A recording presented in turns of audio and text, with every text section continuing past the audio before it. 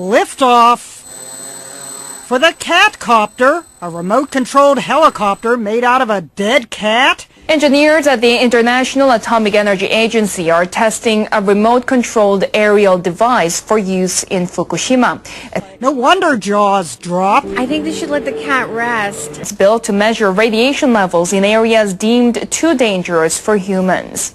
The prototype was designed based on a drone used to inspect post-disaster sites around the world. An unmanned helicopter made by the Japan Atomic Energy Agency now monitors radiation levels over the damaged Fukushima plant. But the IAEA 6-rotor prototype is much smaller and easier to maneuver. It can fly close to buildings and even electric cables. The device is radio-controlled and equipped with a camera. Operators can pre-program it with data about the topography and buildings in the survey area. IAEA officials say they hope to make the device available to Fukushima Prefecture in 2 years. Try your best to hold yourself together during this video, okay, pal? Tokyo Electric Power Company plans to cut electricity rates gradually over the next decade. The company wants to do this by restarting nuclear reactors at its plant in central Japan. Now, they think they're pulling this off right under our noses, but I'm on to them. After the nuclear accident at the Fukushima Daiichi plant in 2011, TEPCO raised the rates to cover losses. The hike averaged about 8.5% for households and 17% for companies. Well, now sources say the utility plans to lower electricity rates in stages. They say the cuts will total about $10 billion a year in about 10 years.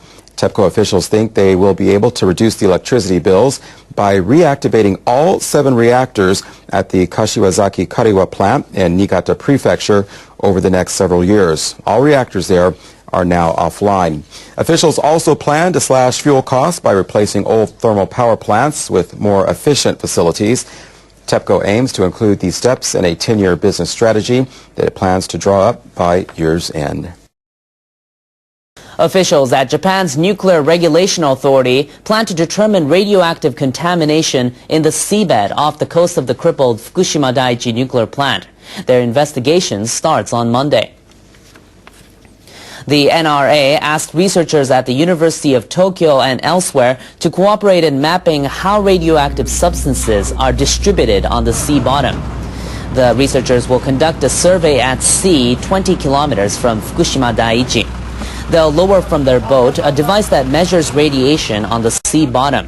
Then they'll slowly drag the instrument over the seabed to measure the level of radioactive cesium.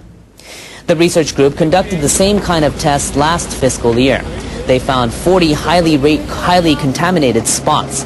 This time, the research will cover about 700 kilometers, which is 5 times wider than the last test. 正確な分布情報を The investigation would help discover the level of contamination on the seabed. And we would be able to produce a map for people in the fishing industry so that they will be able to operate safely and soundly. This video will utilize auditory tones and flashing images to stimulate your memory of the news content featured this week on our website. Japan has introduced new safety standards for nuclear fuel processing plants and other facilities handling radioactive materials. The country's Nuclear Regulation Authority drew up the measure in response to the 2011 Fukushima nuclear accident. The measure covers 248 facilities across Japan. This includes plants that reprocess spent fuel. Nuclear power plants are subject to another set of regulations. Operators of fuel processing plants must come up with measures to prevent serious accidents such as hydrogen explosions and unintended nuclear chain reactions. They must also make stricter estimates for earthquakes and tsunami that could hit their facilities. Operators of research reactors and facilities are required to take steps to prevent accidents that could lead to radioactive materials being released into the air. The NRA will be conducting facility safety checks based on the standards.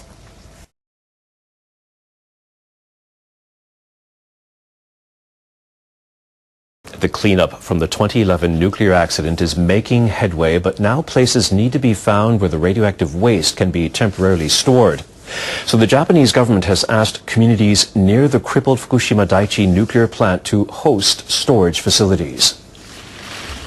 Environment Minister Nobuteru Ishihara and Reconstruction Minister Takumi Nemoto visited Fukushima Prefecture. They asked Governor Yuhei Sato and the mayors of 3 towns, Futaba, Okuma, and Naraha, to accept the facilities. The storage sites would be used to hold radioactive soil and debris collected from decontamination work for up to 30 years. The ministers say the government would legislate its pledge to remove the waste out of the prefecture for permanent disposal if the communities agree to host the facilities. The government plans to acquire 19 square kilometers in 3 towns and then nationalize the land. It would start bringing waste to the facilities by January 2015, after it obtains the consent of local landowners. But local opposition is strong. Residents say they don't want to give up land that has been handed down to them from their ancestors. The residents say the facilities could also discourage evacuees from returning to their hometowns. The government must achieve accountability and earn the residents' understanding. We must firstly care about the residents' opinions so that we can create an environment where they can accept the plan as soon as possible. The central government plans to hold briefings for residents next year to convince them of the need to build the facilities. Okay, well, you say there's no solution to the waste, but there is a solution to the waste, and the solution to the waste is to just leave it exactly where it is and to have somebody look at it for a million years, you know. So you could say, what's your daddy do? Oh, he's a god of the nuclear waste. Oh, no. What a useful job, George. Yes, it is, isn't it? I'm Arnie Gunderson from Fairwinds. The Japanese Parliament has just passed the State Secrets Law. It's really an information iron curtain that's preventing people in Japan from learning just how bad the exposures were that they received after the accident in Fukushima. The International Atomic Energy Agency and the Japanese government under Prime Minister Abe are trying desperately to start up 50 nuclear power plants in Japan. As part of that, they're trying to underestimate the amount of radiation that the Japanese received after this accident. I think they're wrong. I think they're neglecting some really serious sources of radiation in their effort to convince the Japanese people that nuclear power is safe. The first thing they're neglecting is noble gases. Noble gases are chemicals that don't react with anything. They're immediately released from the nuclear fuel after a meltdown. Over Chiba, the concentration of noble gases was 1,000 disintegrations per second in a cubic meter of air. So a piece of air 3 feet by 3 feet by 3 feet, every second was releasing 1,000 radioactive decays. And that continued for about 7 days. We just discovered that over Vancouver, 230 disintegrations per second were detected of noble gases, a week after the people in Chiba got hit. These exposures are not being calculated by the Japanese, nor are they being calculated by the IAEA, and are in fact enormous. The data is clear. Fukushima was 3 times worse than Chernobyl as far as the noble gases that were released. The second thing is iodine. Iodine goes preferentially to your thyroid gland, and it can be prevented if you take iodine pills ahead of time. Well, the Japanese government didn't want to create a mass hysteria and didn't give the pills out. The net effect is that they jeopardized people's lives in order to avoid the mass hysteria. And now the Japanese are paying the price. There's already a 10-fold increase in thyroid issues in Japan, and we're just at the beginning of the thyroid epidemic. The next one is the radioactive cesium, which is pretty easily detected. You'll see people throughout Japan walking around with detectors.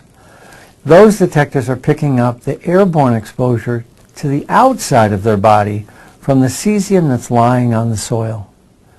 It's the easiest thing to measure. It's the lowest yardstick of radiation exposure. And that's the thing that the Japanese government is focusing on. Not the total exposure that these people are receiving, but the lowest amount they're receiving as measured by their external radiation detectors. The last thing is hot particles. We've been talking about hot particles here at Fairwinds since April of 2011. We picked them up in Seattle. We know that the people as far north as Vancouver and as far south as Portland, Oregon, were receiving hot particles in the air during the end of March and all the way through April of 2011. In Japan, it's even worse. Large puddles of black particles have been found on the side of the road. Each individual grain is extraordinarily radioactive. This is fallout. This is hot particles that have coalesced together on the side of the road. Recently, a hot particle was discovered 250 miles away from Fukushima. And it was so radioactive that if it were a pound of material instead of just a particle, the pound would be giving off 20 billion disintegrations per second in that one small cube of space. Luckily, it's just a small speck, but that small speck could easily be lodged in someone's lung. So, as I discovered when I was in Tokyo during the book tour in 2012, all of Japan is a radiologically contaminated area. And the people in Japan need to take extraordinary precautions.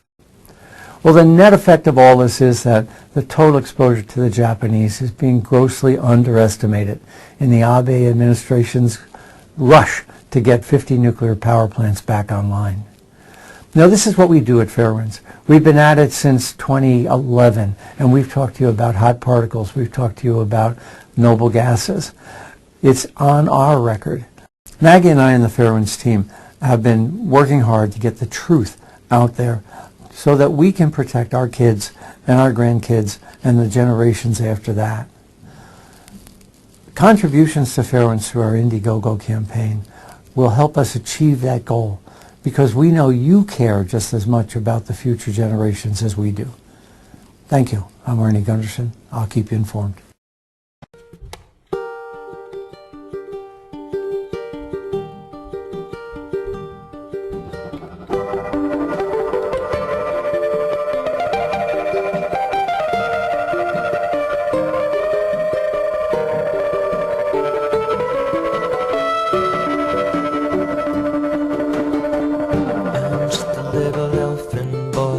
Nobody pays me any mind, but I dream of another world, saving all mankind.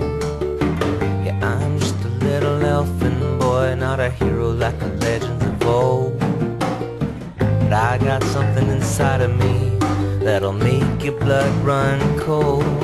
Like whoa, whoa, this forest is so confining. At night when the walls seem to close in on me, I can hear a new life calling out. Whoa, whoa, wish I had a fairy, a friend to talk to when I was feeling down, when there's nobody else around.